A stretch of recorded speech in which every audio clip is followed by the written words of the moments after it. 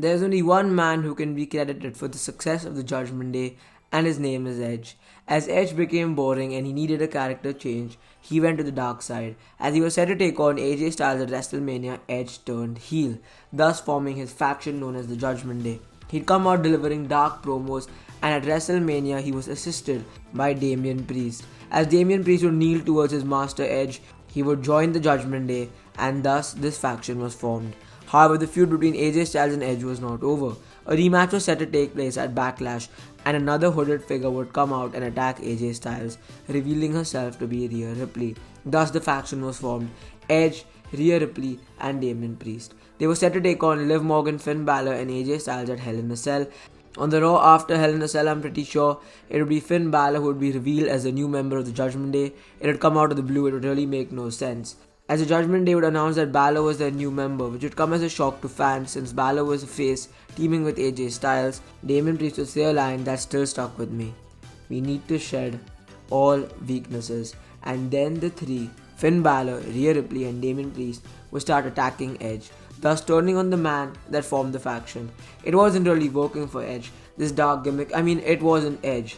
Edge was now this good guy, this hero, the man who would chase after the villain. And for that reason, the WWE decided to remove Edge from this faction. Now, at first, I'll be honest, I didn't expect much from them. Finn Balor, he was practically irrelevant. He was driven into irrelevancy after Seth Rollins broke his shoulder. Rhea Ripley teamed up with Liv Morgan a year ago. Rhea Ripley was like this big thing from NXT, failed on the main roster. And Damian Priest, he was more bondage Undertaker then than he is now. So, these guys had nothing going on for them, and truly I really didn't expect much. It's like getting really just a weird group of wrestlers, putting them together and just seeing how it works. This turn on Edge, however, it was coming. It was much needed. Now this led to a match at SummerSlam between the Mysterios, because Rey is Edge's friend. He's a good guy. So Rey and Dominic Mysterio took on Damian Priest and Finn Balor. Shenanigans were involved. I think it was for the titles, I'm not sure, I really don't care. And then Edge would return, like in this cool brood gimmick. He'd spear the Judgment Day guys, Balor, Damian Priest. Edge was back to take revenge on the Judgment Day. The Mysterios won, thus setting up another match between Edge and Rey Mysterio, his friend, mi familia, mi family. And they take on Finn Balor and Damian Priest again, so very repetitive, but fine. So in the build up to this match, Rhea Ripley would come out week after week and absolutely bully and harass Dominic Mysterio. She'd beat him up. There was a match between Rey and Finn Balor where Rhea Ripley would get a bloodied, beaten up body of Dominic Mysterio out, costing Rey the match.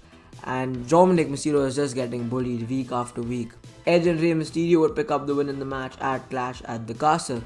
But at the end of the match, it would be Dominic Mysterio who would hit a low blow on Edge and then turn on his father, Rey Mysterio, walking out, as the Judgment Day would smirk and laugh as Dominic had turned on his family and his family friend, mi familia. And then the next night, Dominic would be revealed as a new member of the Judgment Day, and this was a pivotal turning point in the history of the group. We'd get amazing segments which would obviously build up to a match at WrestleMania, one that we all expected would happen. Dominic Mysterio would bully and irritate his father week after week, insult his family, and be a complete black sheep to them. Family gathering after family gathering, Dominic Mysterio would attend with Rhea Ripley and cause chaos. And he'd also interrupt the Christmas gathering of the Mysterio Familia. And he'd get arrested, and Rey's wife would slap Rhea Ripley. Top-notch comedy.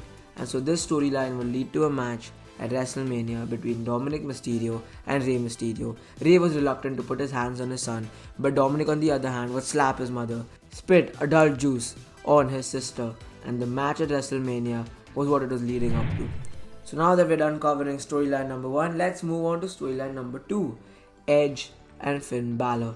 Edge wanted revenge and he'd beat up the Judgment Day week after week. We'd get brawls every week. It was like Roman Reigns' title reign in 2023. However, we got a match between Edge and Finn Balor at Extreme Rules, and this would be an I Quit match. The Judgment Day would interfere, of course they would. Eventually, it would be a concerto to Beth Phoenix which would make Edge quit, but the sick and sadistic woman that Rhea Ripley is, she'd hit the concerto anyways. This would build up and lead to a match at the Elimination Chamber. Finn Balor and Rhea Ripley versus Edge and Beth Phoenix. Of course, our heroes would win, but it would be at WrestleMania where this feud would conclude as Finn Balor would take on Edge in Hell in a Cell. This feud was nothing too special, but the long-term storytelling and the build-up was something that was truly captivating and exciting. Edge had built up the Judgment Day story since WrestleMania 38 and it would conclude 1 year later at WrestleMania 39. Lastly, it would be Rhea Ripley would win the Royal Rumble, eliminating Liv Morgan, blah blah blah. Rhea Ripley would challenge Charlotte Flair at WrestleMania as well.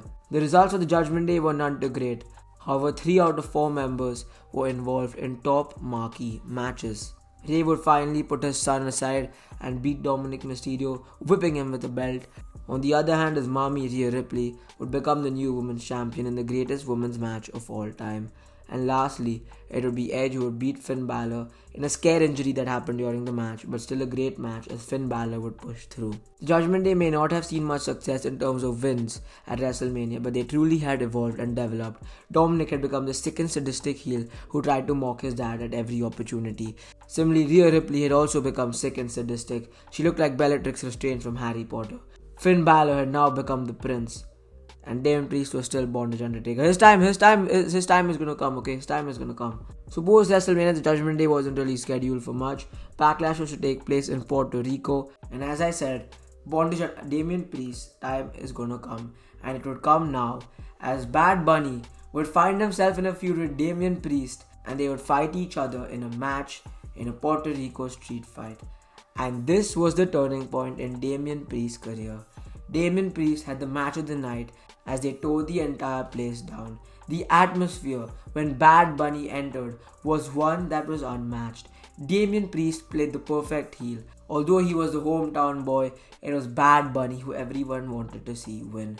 And although Bad Bunny won, Damien Priest came out that night as a star. And this is what led WWE to choose that Damien Priest would win the Money in the Bank contract over LA Knight. LA Knight was a top star in the company back then. He was the next megastar. He was the next it factor. Everyone wanted to see LA Knight win the Money in the Bank contract, but he would be unsuccessful and it would be given to Damien Priest. Questions were asked, but answers weren't given. People were shocked. Why Damien Priest? His tenure Money in the Bank gimmick was goofy. It seemed stupid, and it was most likely that Damien Priest would lose his cash in. On the other hand, Rhea Ripley was dominating the men's division surprisingly. Her title reign had been mediocre up to this point. Dominic took on Cody Rhodes at Money in the Bank, a big moment for Dominic's career, and Balor was just there. However, that would change, for Finn Balor and Damien Priest would unexpectedly win the tag team championships. As Sami and Kevin Owens' title reign was coming to a bore, the titles were put on the Judgment Day at Payback, and now they were dripped in gold. Rhea Ripley, your Women's World Champion. Damien Priest, Bondage Undertaker, your Senior Money in the Bank and Tag Champion. Balor Tag Champion. And Dominic would become the North American Champion. This group was finally coming good. But then they lost the titles at Fastlane. And then they won it back. So it didn't really matter. And then towards the end of the year, a man was drafted from NXT to the main roster, and his name was JD McDouble Cheeseburger, and he wanted to join the Judgment Day. Finn Balor recruited him, and eventually it was agreed by the members that Double McCheeseburger could join. But another member wanted to join as well, and his name was R-Truth, and thus we got Sami Zayn-esque, Bloodline-esque comedy segments, the Walmart version of the Bloodline Sami story, if you may say. The Judgment Day started seeming boring, but R-Truth brought life to the Judgment Day. With his comedy segments, him believing that he was part of the Judgment Day and JD McDouble Cheeseburger was not. He'd come out with t-shirts, Rhea Ripley, Dominic Mysterio, Damien Priest, Finn Balor, and R-Truth covering JD McDouble Cheeseburger's name.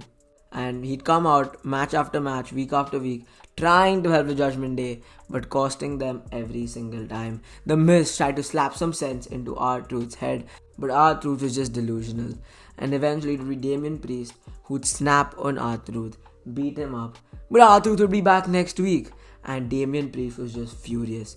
Eventually, R-Truth came around on the good side. He teamed up with The Miz, and a 6-man ladder match was what would happen at WrestleMania XL. And this was a major point for the Judgment Day, especially its leader, Bondage Undertaker. Before WrestleMania, Rhea Ripley would take on Nia Jax in a completely irrelevant storyline, but the match was in her hometown in Perth, Australia. This was the moment that signified Rhea Ripley's popularity. The ovation and pop that she got, not only when she entered, but also when she hit the Riptide or Nia Jax, it was just amazing. And then when she won, celebrating with the fans went crazy for Rhea Ripley. This was Rhea Ripley's defining moment. Rhea Ripley had become a star. Even though she had a mediocre title reign, Rhea Ripley was the best wrestler in the women's division.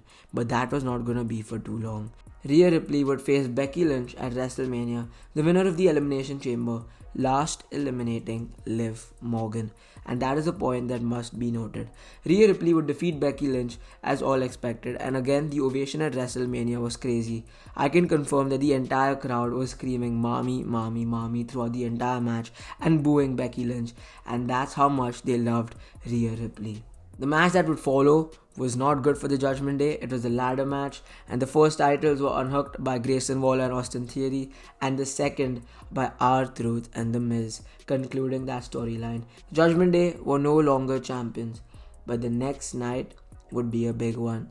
For as Seth Rollins would lose to Drew McIntyre, McIntyre would get excited. He'd go in Punk's face, he'd flex his championship, and Punk had had enough. He beat up McIntyre, and then we'd hear the music. Everyone would rise, and they would rise for Damian Priest. The moment was exciting. The fans in the stadium were excited, but it is safe to say that everyone was filled with uncertainty. No one knew what to expect from this title reign. I would call Priest transitional champion week after week, like Drew would. Rhea Ripley, on the other hand, would have another pivotal moment in her career as Liv Morgan would attack her, injuring her shoulder, forcing her to relinquish the championship. A battle royal was held for the Women's World Championship, and it would be won by Becky Lynch, last eliminating Liv Morgan. Dominic was now a vacant man, and Dominic's goal was to ensure that the woman who injured his mommy wasn't champion. Becky Lynch would take on Liv Morgan at Night of Champions. It was an accident that Dominic slid the chair in, costing Becky Lynch the match. Week after week, Liv Morgan would flirt with Dominic Mysterio, and she vowed to take everything that Rhea Ripley loved because it was the Liv Morgan revenge tour. Damian Priest was having a mediocre title reign. He had a match against Jey Uso, followed by one against Drew McIntyre, and then Money in the Bank against Seth Rollins, where Drew McIntyre would cost him. However, during this title reign, Damian Priest started turning face. He started becoming a good guy. He prevented Balor, JD McDouble Cheeseburger, and Carlito, who was a new member now in the Judgment Day. He prevented them from attacking or beating up his opponents or even interfering in the matches. In fact, he'd get really angry, and we see confrontations between Finn Balor and Damian Priest. The cracks were starting to form. The King of the Ring winner Gunther was set to take on Damian Priest at SummerSlam, and the match was set in stone. On the other hand, Liv Morgan was constantly in the Judgment Day's locker room. She was constantly toying with Dominic, but Dominic didn't seem to be giving in. He was a loyal man, wasn't he? Liv Morgan would give a hotel room car to Dominic. She'd take his jacket, and week after week, it was complete entertainment and drama. What would happen when Rhea Ripley returned? And after Dominic and Liv Morgan's mixed tag match, they seemed to be getting close. Too close, for we'd hear Rhea Ripley's theme song, and Rhea Ripley was back, and she was furious as she shoved Dominic away, and Liv Morgan ran, petrified, out of fear. Dominic looked embarrassed. However, Dominic would prove his loyalty towards Rhea Ripley by insulting Liv Morgan, making her cry, and Liv Morgan seemed upset. She burnt a Dominic t-shirt. She was really upset by what Dominic had done, and thus the love triangle between the three began. Liv Morgan was set to take on Rhea Ripley at SummerSlam, and this match would open the show. Dominic came out with Rhea Ripley. The WWE would completely violate their TV PG rating when Rhea Ripley would lick Dominic Mysterio. And at the match at SummerSlam, as Dominic seemed to try to be helping Rhea Ripley, he'd slide in the chair. Liv Morgan would hit the Oblivion on Rhea Ripley on the chair and pin Rhea Ripley and retain her championship.